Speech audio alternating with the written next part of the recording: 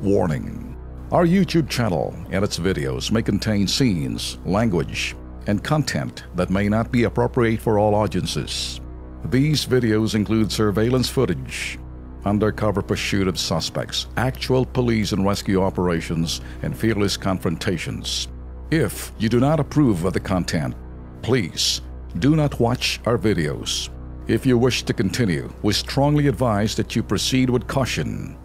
Viewers' discretion is advised.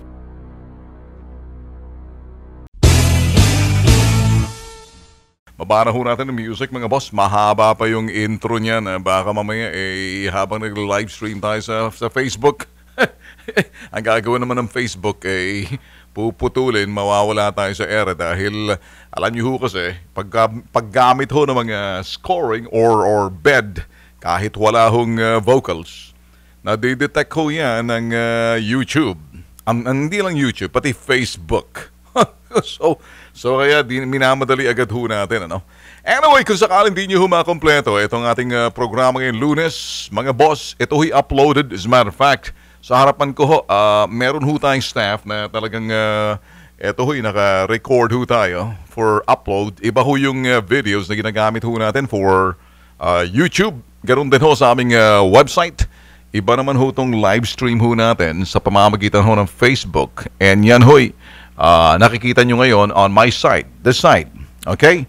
So, iba ho. So, ito ho ngayon, mga boss, what we're doing is gamit ho yung sinasabing teknolohiya ho, convergence of three technologies, and that's Facebook, social media, live streaming sa Facebook, ganon din ho sa telebisyon, sa Action TV, live ho tayo, ganon din ho sa Radyo 5, and of course, naka-record ho for later on for sa ating YouTube, mga bossing. Ngayon ho, 8 ho ng Mayo and Monday, kamusta ho masuki ho natin? Marami ho mga Filipino overseas na nag-aabang ho ngayon. And I know for a fact na gabi ho ngayon sa Estados Unidos, mga viewers ho natin sa New York and New Jersey sa East Coast. The same time, 10 in the evening. Sa California ho, it is like 8 in the evening. So, yung iba, Sunday pa. So nakakahabol ho. Napapanood ho tayo mga boss. Kumusta ho mga viewers ho natin overseas? Ganon din ho yung mga Filipinos na nagtatrabaho ho sa ibaang dagat. Na yun ho yung mga, sabi nga natin ho, yung mga OFWs.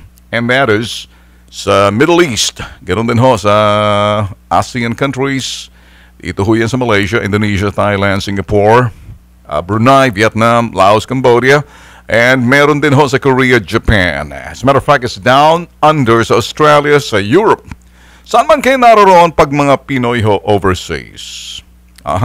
Kabilang na ho yung mga OFW ho natin. Lagi ho nating sinasabi, there are about 11 million Filipinos overseas. And marami hong malaking porsyento ho dyan, talagang iba dyan, mga OFW, tatrabaho ho. Kami ho, nagpapasalamat nga pala sa mga followers ho namin, subscribers ho namin sa YouTube. Lumalaki na ho. Sila ho yung nanonotify. So, subscribe ho sa Bitag Official. Sakaling may mga bagong upload ho kami, hindi ho kayo mapag-iiwanan. Matik ho yan. Ino-notify ho kayo ng inyong cellphone na may upload. Diretso na ho yan sa amin. So, lumalaki ho yung aming subscribers, and that's about 161. Bakit na ho yan? There are about 113 million views as of today. Kami ho'y isang taon pa lang kasi nag-crash ho, hindi naon ho kami. Hinak ho yung aming YouTube noon. So, mga followers ho namin sa Twitter, malaki na rin ho sa Bitag Live. Ganun din ho, mga likes ho namin dyan, 320, almost 325. Kilos Pronto, Bitag New Generation, US Cops, ganun din ho yung aking bubuhayin ho natin mga boss. By the way, may palabas ho tayo na yan ho'y Ben Tulfo Unfiltered, it's coming. By next month na ho yan, sigurado na ho yan. It'll be in the morning, maaga pa lang 7 to 8. So, ngayon pa lang ho, sinasabi na ho namin sa inyo. Anyway, sige, pag-upisa ho muna natin yung mga topic ho natin ngayon. Okay? Lunes ho, ano? Ito ho ang gusto nating sabihin. Mataas ho ang ratings ng ating Pangulo. And yan ho'y tiwala ho. Lalo pang ang lumalakas. Excellent ho para kung pag-uusapan ho yung kanyang ratings. Social weather station na ho yan nagsabi niyan. Ano hong ibig sabihin yan? Mataas ho ang tiwala, mataas ho ang paniwala ng mga tao at umaasa ho sila na nagagawa ho ng kasalukuyang administrasyon sa pamamagitan ho ng ating presidente, si President Digong, na yun hong kanya mga pinapangako at pinangako noon. Alam niyo naman ho kung bakit lumabas ho ang isang presidente, Duterte, dahil nabuisit na ho sila sa mga walang hong ginawa. Kaya ho lumala yung droga sa bansa. Na ituturo ho natin yan doon ho sa mga mahilig ho magsabi, saan po kayo kumukuha ng kapal na mukha? Kaya mo? Wala. Hindi ready. Saan po kayo kumukuha ng kapal na mukha? Sabihin mo sa sarili mo, hindi ba dahil sa inyo lumaganap yung droga, putok sa buho kayo eh. Bakit ulit? Saan po kayo kumukuha ng kapal na mukha? Isa ka na doon, kasama si Marrojas noon. Sabi pa nga ninyo ng eleksyon, alam nyo kung saan bumili ng droga sa Davao. Ibig sabihin, mga nagtutulak kayo. Yun ho nung araw. Ngayon, tapos na ho yan. Binabalikan lang ho natin. Anong ibig sabihin ho ng ratings nitong si President Digong? Naniniwala ho yung mga taong different classes, A, B, and C, and then C, D. Ito ho yung mga lower middle class, sila ho yung mga talagang naniniwala ho na may mga pagbabago ho. I-expect ho nila may mga darating na pagbabagong. Ibig sabihin, noon yon hanggang kasalukuyan. So, kung pag-uusapan ho natin ganare, ano? Alam niyo naman siguro itong si Agnes Calamard, siya ho yung bumisita ho rito sa bansa na hindi ho niya, kumbaga, hindi ho talaga sa official capacity as UN Rapporteur. Bagkos siya ho'y bumisita ho rito dahil ito ho yung sinasabing well-planned, well-coordinated scheme to create confusion and to do their, sabihin ho natin, behind the scene, tawag ho rito, forum shopping. Anong ibig sabihin ng forum shopping? Lahat ho ng mga bagay, lahat ho ng mga sinasabing forum, lahat ho na pwede ho nilang labasan para ito ho'y kanilang ibubuga yung kanilang sentimiento at ang kanilang mga kasinungalingan, that's forum shopping. Eh, siguro hindi pa sila kontento ng mga pagpunta ho doon sa ICC, International Criminal Court, at pagpunta ho sa UN. Eto naman ho si Calamard, pumunta ho rito mga boss. Not on a capacity as a UN official, but rather sa kanya hong personal capacity na magturo ho, magsalita ho doon ho sa UP. Sa mga estudyante. Pero diretsahan ho tayo rito. Si Calamard, mga boss, si Agnes Calamard, ito ho yung pumunta rito sa bansa ho natin, maging si Leni Robredo, iisa ho yung line of thinking. Alam niyo ho ba? Si Robredo, si Leni Lugaw Champurado Aroscaldo Robredo, ang kanyang paniwala, hindi naman ho ito sophisticado kung pag-uusapan ho yung mga kaganapan sa ibang parte ng mundo. Naniniwala ho si Robredo na lahat ho ng mga yung sinasabing gera kontra droga na sinubukan ho ng Thailand, sinubukan ho ng iba ho mga bansa sa South America, at yung iba ho na gusto ng talagang gera, doon ho sa ibang other countries na hindi raw ho umubra. Ganon din ho sinasabi ni Agnes Calamard. Si Robredo naman went beyond by saying it doesn't work. Hindi ho ubra itong sinasabing gera kontra droga nitong si President Duterte kasi ang gusto niya i-decriminalize ang paggamit ang droga. I-decriminalize ho yung the use of drugs, decriminalize ho. Sino man mahuhuli yan ng droga para maiwasan yung sinasabing extrajudicial killing na yun ho ang kanilang pinupunturon. Ang problema ho yung sinasabi, ito naman si Calamard, walang hindi umuubra yan yung mga war on drugs. It doesn't work. Tanong, anong solusyon ninyo if it doesn't work? Ibig nilang sabihin, pag decriminalize mo na yan, ilabas mo na. Hindi pwedeng para maiwasan yung sinasabing patay dito, patay doon. So, nakikita niyo ho ba? Alam niyo mga boss, karapatan ho ng taong bayan, hilingin ho sa ating gobyerno yung sinasabing kapayapaan at hindi lang kapayapaan, kaligtasan ni inuman na naninirahan sa isang komunidad naninirahan sa isang komunidad, mga residente sa nasabing komunidad, mga mamamayan sa nasabing bansa tulad ng Pilipinas, karapatan ho hilingin sa gobyerno ang kanilang kaligtasan at ang kanilang etong kapayapaang gusto nilang makamtan sa sinasabing lugar na kung saan kanilang kinaroroonan. In totality, the greater good of the greater population, ang ibig sabihin ho no, mga boss, ipatupad ng gobyerno ang batas sa mga lumalabag ho, lalo na doon sa sinasabing ito ho'y naglalako ng droga. Ito ho yung mga galamay ng mga drug lords sa industriya ng droga na nakakasira ho sa pamilya, sa buhay ho ng mga Pilipino. Kaya ang kanilang sinasabi, i-decriminalize na yan. Pagbenta ng droga, i-decriminalize. Ang sino man mahuhulihan ng droga, bagkos, i-rehabilitate na lang yan. So nakikita nyo na ho, sa atin ho, ginagawa ho natin rehabilitation, pero may batas ho tayo laban doon sa mga nagpapakalat sa droga. Yun ho nagiging problema na ayaw ho tingnan nitong mga nasa sinasabing human rights. Kapareho ho ni Robredo at kapareho ni Calamard. Ang gusto ho ng mga nasa UN, itong si Calamard, mga boss, ay ganare.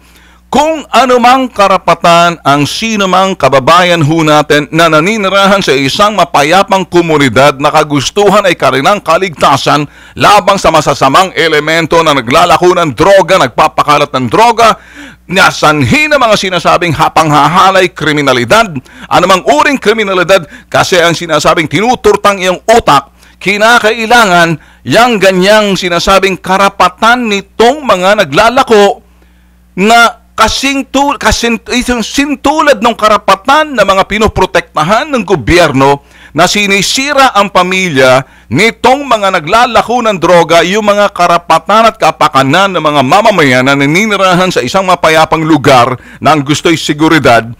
Ang hinihiling ho nitong yung mga yellow bleeding hearts, give, what is due the criminals behind drugs.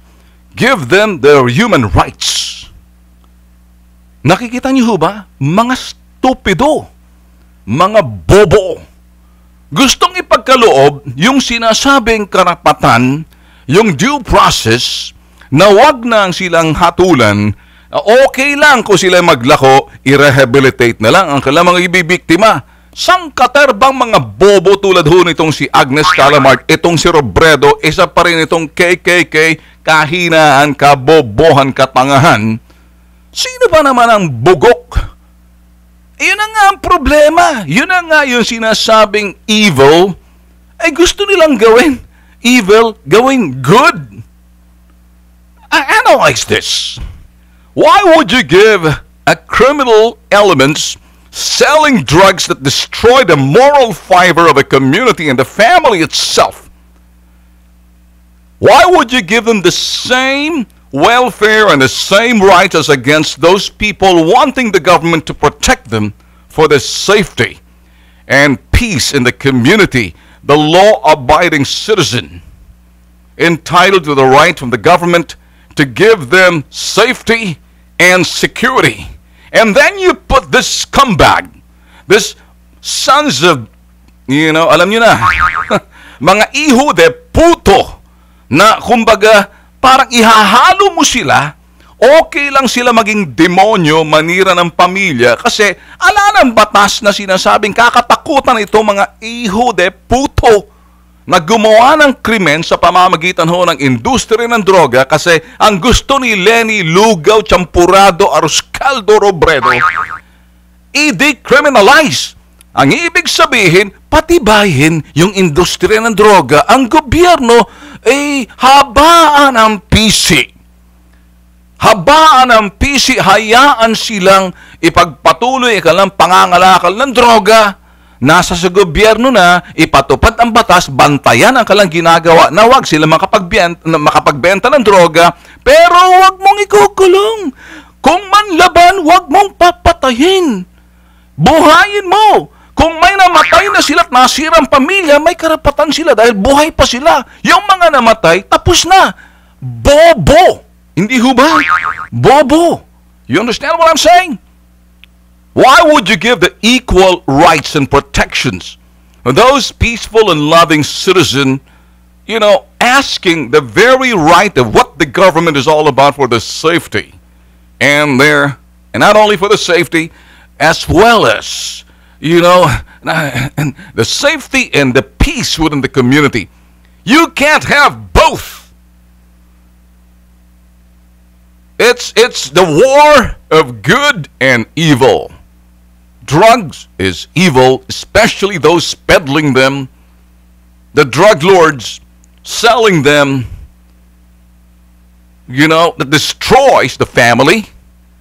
Yan bang gusto mo, Lenny Robredo? Puro mga babaeng anak mo eh. Pag may nangyari yan, wag naman sana at ang sangkot niyan nasa likod ng droga, mamahalin mo ba? Sasabihin mo, wag! Hinalay sila, wag! Binastos sila dahil kaka-influensya ng droga, wag! Pagkaloob natin ang karapatan nila. I-decriminalize na lang, okay, patawarin natin. Ilagay natin sila sa probation. Lalong lalakas ang kanilang nakangisi na yung mga yun hong ibig sabihin ng human rights. And that's exactly what they're doing. Pero sa kanilang kalooban, ayaw ho nila yan. Alam niyo kung bakit sinusulong nila? Kasi ang kanilang pinupunto hanggat may isang Rodrigo Duterte, mali yung presidente na yan. Hindi dapat nakaupo yan. Kahit na sasabihin na trust ratings na yan, the more na nabubwisit sila, nagagalit sila dahil ang dami ho kasi. Look at the ratings. Don't think na ako, parang mouthpiece ni Duterte, because I am not. I am trying to walk you through this kind of analysis. I am trying to tell you exactly, eto, analisahin nyo. Sundan nyo ho, kasi hindi pinag-uusapan ho to. Hindi ako kabilang doon sa mga trolls. Hindi ako kabilang doon sa mga social media na sige lang salita na alang laman. Lahat ho pinagsasabi ho ni Ben Tulfo ho rito. Ito ho'y kapakanan ho ng bansa, kapakanan ho ng taong bayan na ang kanilang hinihiling ay yung kaligtasan at kapayapaan sa isang komunidad. Protektado ho sila dito sa mga putok sa buhong pendeho, mga halang bitukang pagbebenta ng droga, nakakasira sa pamilya. Ito ho yung dahilan kung bakit maraming kasong panghahalay at pangpapatay. Yun ho ang sinasabi nitong mga na bigyan ng karapatan. Ihalo-bilo sila sa lipunan. Kung sakaling sila ay nagkasala, patawarin. At medyo magaan ang sinasabing, ito'y bigyan lang. Kumbaga, i-reintegrate yan. Can you imagine that? This people, the very people, saying it. Kung sila na nakaupo, tell me, pag hindi na ipot-ipot yan sila sa kanilang mga karsunsilyo, mag-isip kung paano balansehin. Hindi mo pwedeng ibalanse. Hindi mo pwedeng ipaghalo ang kasamaan sa kabutihan. Hindi mo pwedeng ihalo yung itim sa puti. Ang puti sa itim. Pag pinaghalo mo yan, putim. Hindi ba? Kaya, ang sabihin na ho natin, ang kadiliman ho ay nasa droga, industriya ng droga, nangangalakal ng droga, nagbebenta ng droga, sa likod ho ng droga, sila ho yung kadiliman. Ang liwanag ho ay para doon sa mga taong gustong kapayapaan at kaligtasan. Hindi ho sila gumagawa ng kasamaan, ng pagbebenta ng droga at nakakasira. Pag pinaghalo mo yan, paano mo ipapatupad ang batas? Ang gustong gawin ho ng mga human rights advocates, the bleeding yellow hearts, make the law applies to all or none at all, regardless whether you're evil or good. Can you believe that? The law is for the good. Law-abiding, God-fearing, that's all we need. And for those scumbag and sons of whatever they are, sons of female or dogs, they don't deserve the kind of rights given to those peaceful, loving citizen, law-abiding and God-fearing. You can't mix them. You gotta throw them behind bars. There must be, kaya si Duterte ho, walang puknat ang kanyang gera kontra droga.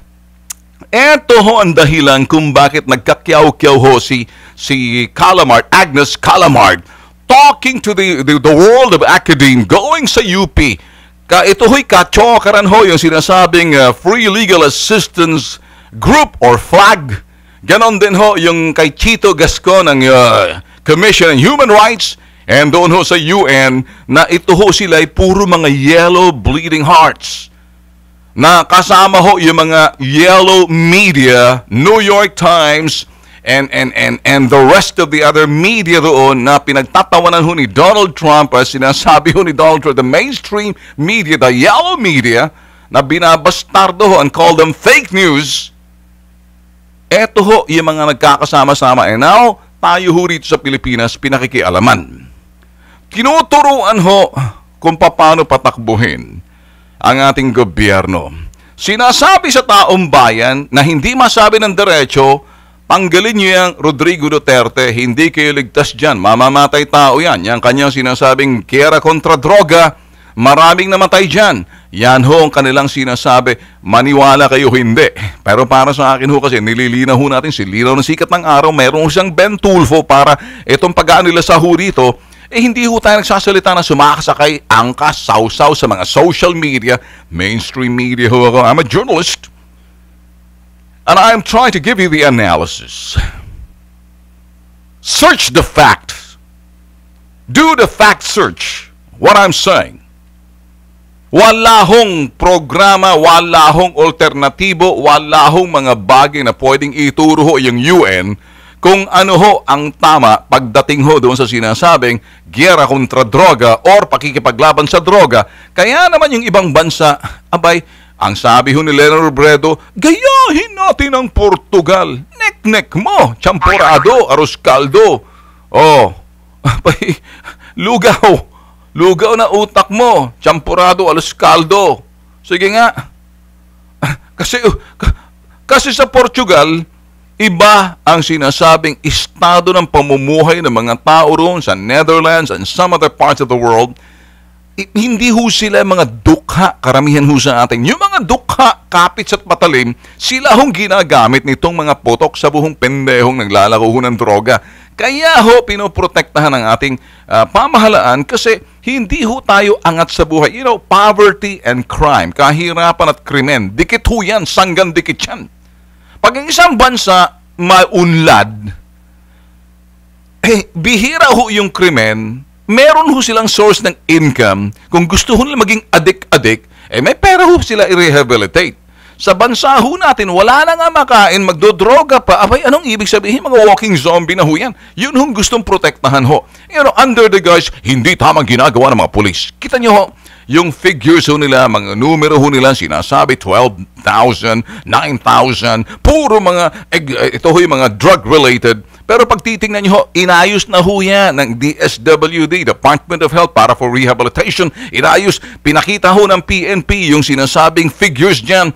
Sinasabing hashtag right numbers, pinakita rin ho yan ng PCOO, Presidential Communication Operations Office, para derechahan ho, malaman ho ng tao. Kasi ito ho yung mga fake news, fake information, do the fact check. Wag ho kayo magpapaniwala dyan kay Agnes siya pangalan ng putok sa buho na yan. What is the last name? Put it out. Agnes what? Come on, faster! Binaba nyo kasi sa taas ang topic ko, nilagyan nyo agad ito mga tao, put my topic back on top. That's it. Calamard. When you put there something yung mga right away bumabate, let them out for a while. It's akin ho kasi meron ho akong, I don't just blubber my mouth. I have my own notes dito. And I do fact-checking. And I'm a real true blue journalist, hindi yung mga dilaw. Sa akin ho kasi I do fact-checking. Tingnan nyo ho, parehong pananaw nitong si Robredo. And UN Rapporteur, si Agnes Calamard. And UN, and CHR, and FLAG. Kaya gusto nila i-decriminalize ang droga, decriminalize na wala nang illegal na droga. Pag yan naging addict, i-rehabilitate. Pag nahuli nyo, ay sandali lang, ikulong yan, tapos ilabas nyo na. Bullshit! Hindi ho ba? Iisa lang ho ang bituka, iisa hong pananaw ni Calamard at saka si Robredo. Iisa lang hong kanilang gilagid. Ewan nga kung anong kulay ng gilagid naman. Iisa hong kanilang bituka kung paano umiikot sa kanilang lokal, doon sa loob ng kanilang ewan. Ngayon, para sa akin ho kasi rito, ang pagbisita ho ni Calamard, alam naman ho natin yan, nabasa niyo ho ito ho talaga paglabag ho sa sinasabing protocol. The protocol of the UN, pag bumisita kasi isang sovereign country, kinakailangan mo muna na may abiso. Bisita ka, kumatok ka. Hindi yung ipopuslit ka ng mga putok sa buhong ewan, mga pendehot kabron, tulad ng flag at tulad nitong si Chito Gasco ng UN at yung mga liberal bleeding yellow hearts na tulad nitong si tawag dito, si Robredo, Champurado, Lugaw, Aroscaldo. At ito pa, may siningit pumunta, may pinadala ng letter itong si Sabaquin sa loob ng sinasabing Kampo Krame. Pagidala ito kay Calamard, gusto ko magsumbong. Ako isang biktima ng sinasabing, abused. Come on! Pumunta ho sa sarili niyang kapasidad na walang basbas ang United Nations because she's not representing the United Nations, but she's representing herself to talk in the academe sa UP. Pumunta ho rito para sabihin hindi epektibo ang war on drugs. Pinangunahan ho, prinihempo ang gobyerno. Hindi ho ba bobo? Kala ho siguro maluloko tayo mga Pilipino. Ngayon, kaya sinasabi ho natin talagang organisado at planado etong mga ginagawa ng mga potok sa buhong dilawan, kabilang na si Chito Gaston ng Human Rights. Andyan ho yung flag, andyan ho yung Office of the Vice President para ikondisyon hong isipan ng taong bayan at yung sinasabi natin sa mga na mag-aaral in the world of academe tulad ng UP at tulad ng ibang mga eskwelahan dyan na talagang hinuhubog ho nila ang isipan para sa halip na bigyan ho, na, ginagawa, pinopoliticize ho nila under the guise na dapat malaman human rights, pero it's a kind of human rights na talagang sabihin na ho natin with color. Naniniwala na ho ba kayo rito sa ito hong aking mga sinasabi ho sa inyo mga boss. Hindi ho pwedeng ipahalubilo ho etong mga naglalako ng droga na nagtatrabaho sa ilalim ng mga drug lords na palakasin ang industriya ng droga at kasamaan ng droga. Yun hong sinasabi nagbabanta sa ating lipunan at masira ho mga pamilya. Hindi ho mahalaga sa kanila. Kasi ang karapatan at kapakanan na maipairal yung sinasabing human rights, the due process nitong mga putok sa buhong naninira, kinakailangan kasing halaga rin doon sa sinasabing karapatan na mga mamamayan nag-law-abiding, God-fearing na hindi ho sila gumagawa ng kalokohan. Pero para bang iba, hindi po pwedeng ipaghalo yan. Ang sino man lalabag at hindi natatakot sa batas ng tao at batas ng Diyos, ako ho'y naniniwala, an eye for an eye, a tooth for a tooth. The Old Testament. Rest my case. Babalik ko kami. Okay, nagbabalik na ho ang Bitag Live. Good morning ho sa inyo. 10:41. Marami ho nagme-message ho. Marami ho. Alam nyo mga boss. Let me reiterate this. Ako ho naninindigan sa aking mga nakikita ho. Sabi ko nga ho, ako'y galing Amerika. Yeah, I left the US. You know, somewhere in the middle of in the 1990s. Stayed here. Dito ho, ilang presidente na ho na, right away, bumalik ho tayo sa media. Ilang presidente na ho na ating mga napag-uusapan, kay Erap, dyan ho kay Gloria, kay Notpa, at kay Duterte. Isang bagay lang hong aking mga sinasabi ho either kumukontra, naninindigan ho tayo, or sumasang-ayon ho tayo. Mga magagandang gawain, bakit hindi natin pwedeng punahin? At yung mga semplang at mga bagay, kung minsan, ako ho'y talaga nag-aanalisa. Kaya kung kayo ho'y hindi approve sa aking mga sinasabi, you have the right to disagree. You can disagree agreeably, but do not disagree violently, because I'm gonna pulverize you. Because I will let you express your feelings. For example, meron ho itong tiso na ito, kung sino itong tiso na saying na ako daw ay medium bayaran. Jeffrey Tizon, supot ka pa. Magpatuloy ka muna.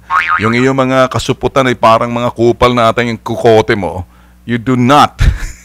Para sa akin. Kung gusto mong itapik kung bombahan sa Quiapo, makinig ka. madaling mag-topic naman ganyang klaseng topic. Yan kasi mga topic na yan, mga news yan.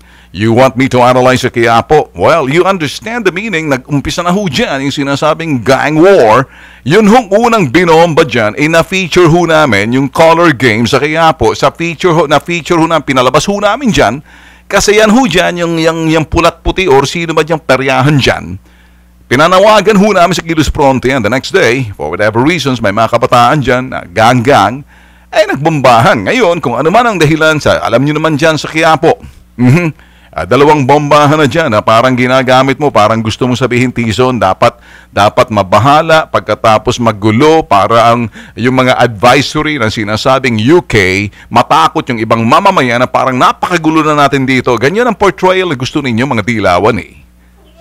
Ngayon, kung kayo mga dilawan at gusto ninyong pakita na talagang ang bansa natin hindi stable, dapat layuan para mahirapan yung ating pamahalaan nang sa ganun, nakikita ninyo.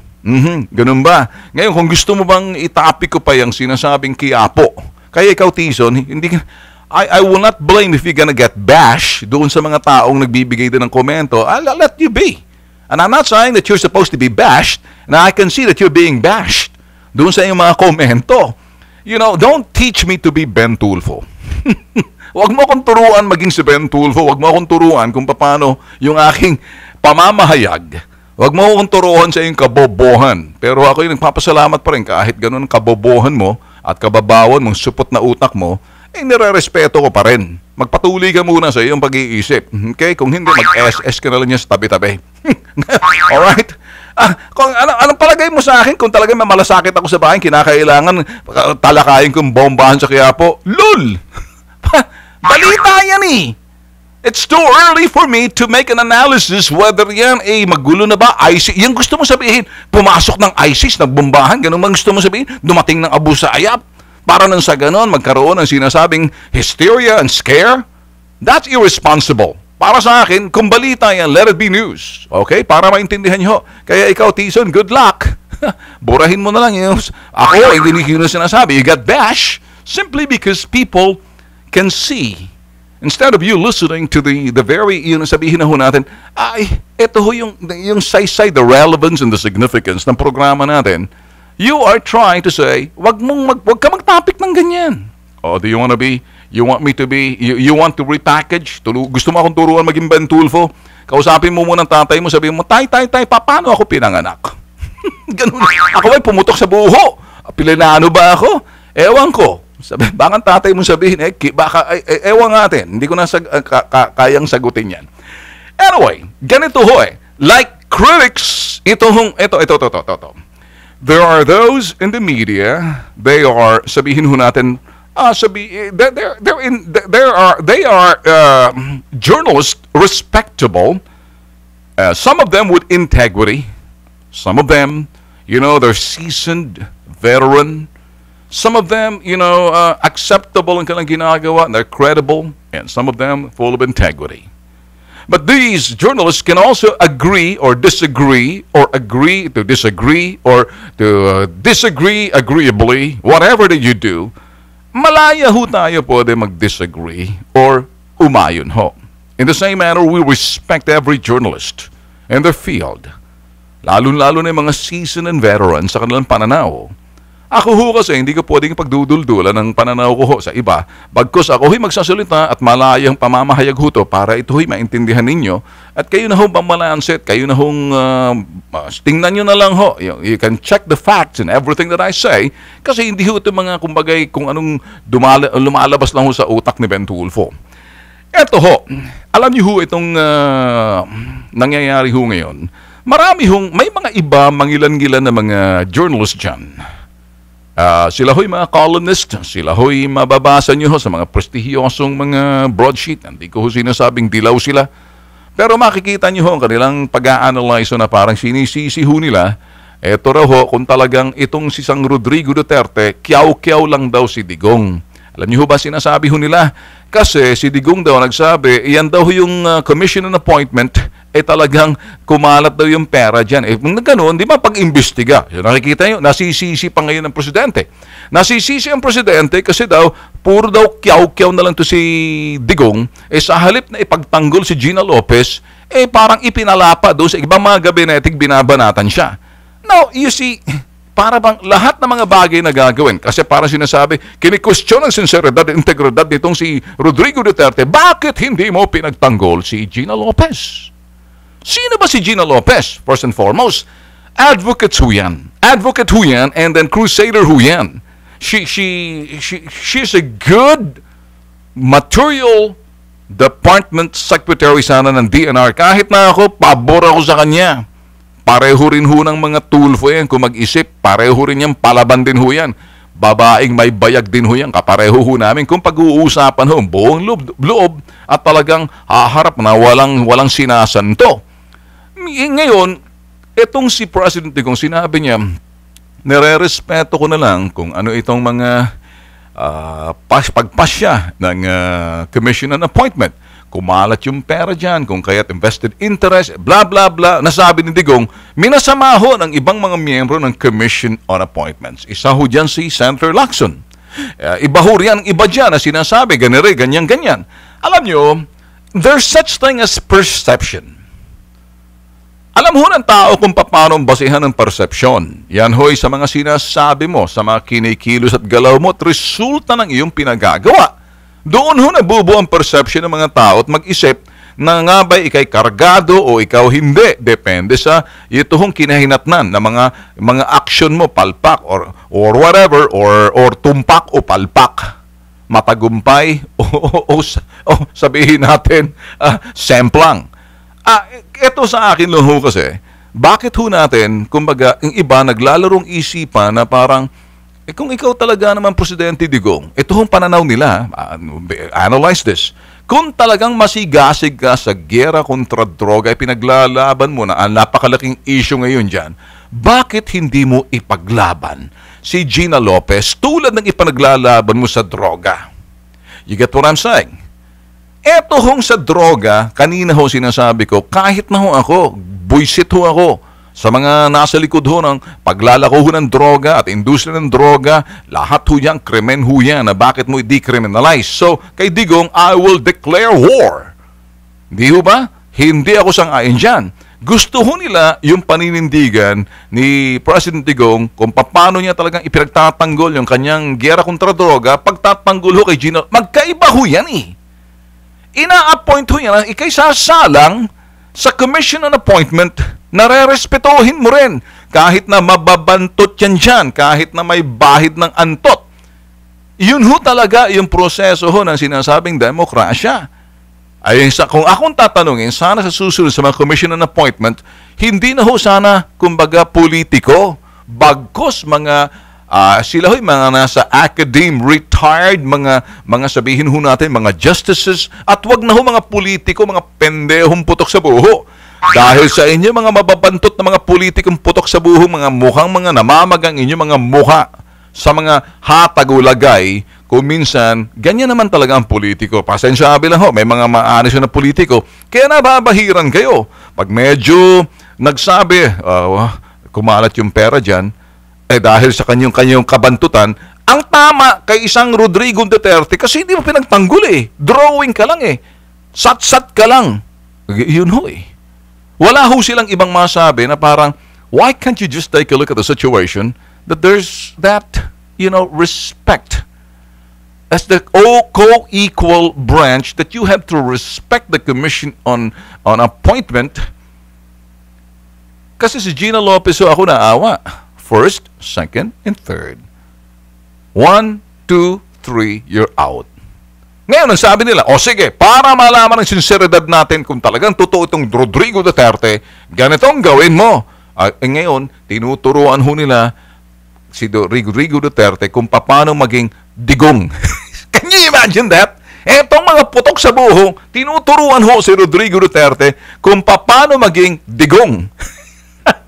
They want to package him. They want to make something out of him based on what they want, not on that particular person, who he is, and accept him for who he is. Hindi ho eh. Gusto nilang turuan, ikaw, gusto mo maging digong, ganito dapat ang gagawin mo. Ngayon, dahil hindi pumasa si Gina Lopez, kung talagang suportado mo yan, ganito lang gawin. Umupo ka, Presidente Digong, paging Department of Environment Secretary, para yung Gina Lopez, i-appoint mo ngayon as Undersecretary mo, or USEC mo, or ASEC mo, para na sa ganun, consultant mo yan. Kita nyo, naintindihan nyo ba? Hamon nila yon. Napakaraming problema. Napakarami. Pangulo ka, binaba mo sarili mo para mapaunla ka ng isang individual na ako'y naniniwala kay Gina Lopez. Suportado ko yan.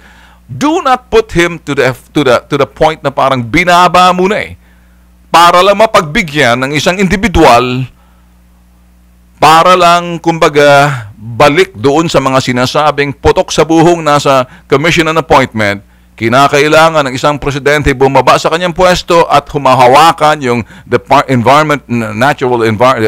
of Environment and Natural Resources na maging acting Secretary President Digong. Gina Lopez, USEC. You know what? At first, I played with that idea. Why is that? Pwede naman kung talagang well, some things can be done, pero wag to the effect na parang pinatutunayan ninyo na plastic. Ngayon, plastic nga ba si President Digong? What do you think? You tell me. Kayo mga nanonood sa iba yung dagat, naniniwala ba kayo sa mga sinasabi nitong magagaling na mga media people na hindi naman dilaw, na sinisisi si Digong, na puro daw kyaw-kyaw lang kung talagang sincere si Digong, tulad ng kanyang pagiging sincere sa giyera kontra droga, dapat daw si Digong ang bumaba at maging Secretary ng Environment Natural Resources para lang mailagay si Gina Lopez pang sopla, pang supalpal doon sa Commissioner po. Kayo ba isang ayon? Come on. Tell me who you are, Filipinos worldwide. Get me your comments. Come on. Let me see exactly the bottom line. Naniniwala ho ba kayo sa sinasabi na hindi daw sincere, puro kyaw-kyaw daw si President Digong? You see what I'm saying, mga boss? Well, basahin na lang ho natin yung ibang mga let's sabi na Sheena Fuentes, naubos ng panoorin lahat na palabas niyo, Sir Ben. Humahanga po ako sa inyo. Thank you. Super duper galing niyo. Thank you. Sharon Furnace. Kung may OFW, may OBW, Overseas Bitag Watchers. Okay. Thank you. OBW. That's what I'm gonna do. OBW, Overseas Bitag Watchers. Okay, si Barbie Kirben, watching from London with love. Thank you. Marilyn Lorenzo, miss you, idol. Salamat sa ginagawa mo para sa aming mga OFW. My pleasure. Okay, Jake Gomez. Tama ka naman, Sir Ben. Talagang bumabahan ng droga ng panahon pa ni Peanut. Wala silang aksyon. Yun ang malaking misteryo. Bakit wala silang ginawa? Magandang katanungan yan. Gloria Pascua, lumalabas ang totoong grupo sila, laganap sindikato. Si Felix Borja, kaya nga sir, ipasa na yung death penalty para yung mga drug pusher, mabita na yun, balik na sa nagdroga, mabitay na rin. Alam nyo kasi, pag decriminalize mo yung drugs, ibig sabihin, kung sakaling bakit ba nakakulong si Laila, bakit nakakulong ang isang Laila de Lima? Ano bang issue sa kanya? At ano bang patutunayan sa korte, although hindi pa siya na sentensya, hindi ba droga? I-decriminalize mo yan, ala na. Hindi, okay na. Labas na si Laila Saba.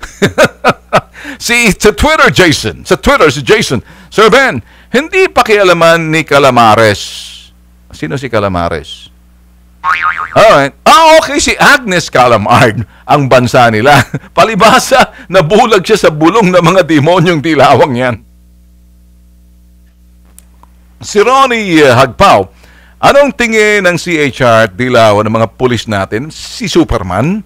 Rameses Mesa, good morning, Sir Ben. Bulok na yung mga dilawan, demonyo in disguise, daldal ng daldal, pro people sila, pero protector ng drug lord. Easy. Si Jonalyn de la Cruz, tama po, Sir Ben, kasi nga wala na po silang pakialam sa mga taong nasa paligid ng bagkos. Mas mahalaga ang pansariling kapakanan. Si Lai Mercado, Europe, also manufactures illegal drugs. Yun siguro, sir, pinoprotektahan ng mga yan. Si Alvin, mga kriminal dapat bini-baby ng CHR.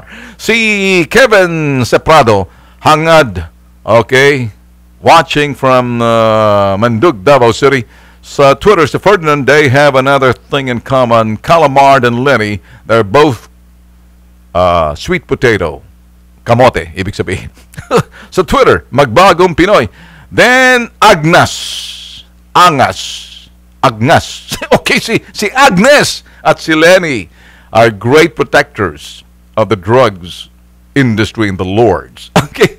Si Yatski Pialungan, Agnes Cash Lamard. Okay.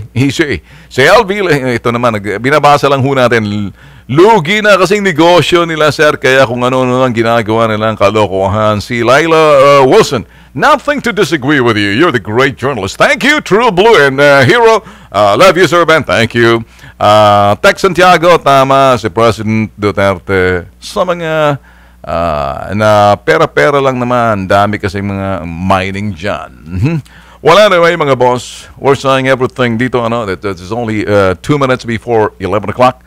By the way, gusto kong sabihin sa inyo, yung Kilos Pronto ho kasi, it's a public service program at ito ho talaga where we're saying, OFW, be ready, Hong Kong, we're coming in.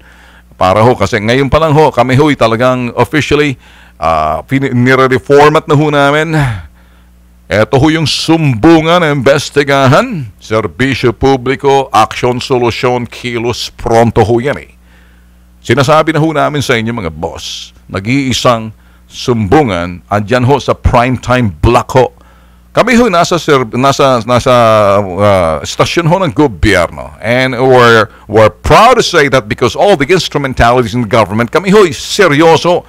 Pagkasama ho natin si Tulerwin, hindi ho to biro. Kaya wag niyo hong kukulayan.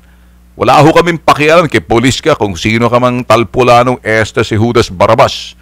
Kapag medyo anga-anga ka, abay mauupakan ka namin sa programa namin. Yun lang hong aming masasabi. Kilos Pronto will be moving down from 5 to 6 in the evening sa PTB4. Again, hindi ho competitor ng TV5 ang PTB4 dahil public service ho kami. Hindi ho kami commercials. Although may mga commercials na pumapasok, hindi namin kasalanan because that's the nature of business din. Tiwala ho nila sa amin. Baka kasi may magagalit yan, isusumbong naman kung kani-kanino, kay Talpulano, isusumbong ako, makakaabot na sa Inquirer, makakaabot sa Philippine Star, makakaabot kung saan-saan, nakakaabot. Natatawa ako, ba't niya ako sinusumbong? Kanino ako sinusumbong? Sumbong, magsumbong na kay bonggam-bonggam-bongbong, kay Bitag na lang, huwag na kung kay kani-kanino.